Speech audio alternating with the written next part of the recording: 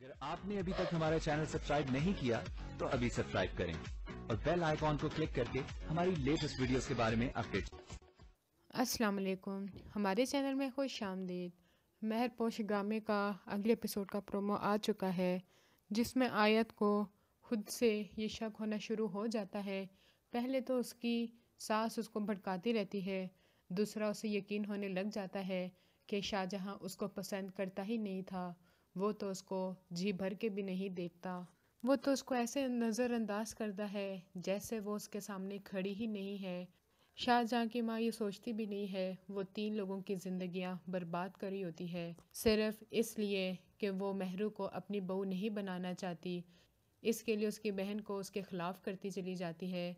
असल फसाद की जड़ तो शाहजहां की माँ ही होती है, जो कि अपनी खुशियों के खातिर ये सब कुछ कर रही होती है। ना ही अपने बेटे को देखती है, ना ही आयत को और ना ही महरू को।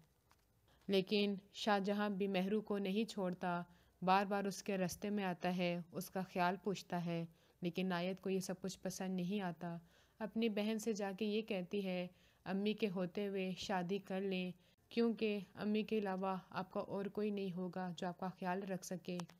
ये ना हो कि आप कुंवारी ही रह जाएं।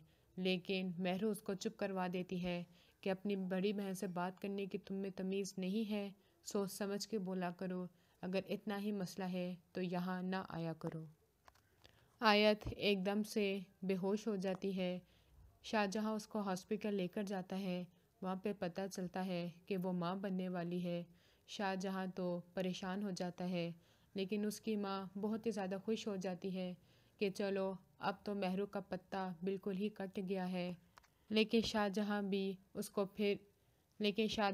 फिर भी उसको कोई तवज्जो नहीं देता। अगली विज्ञता के लिए अल्लाह हाफ़िज़।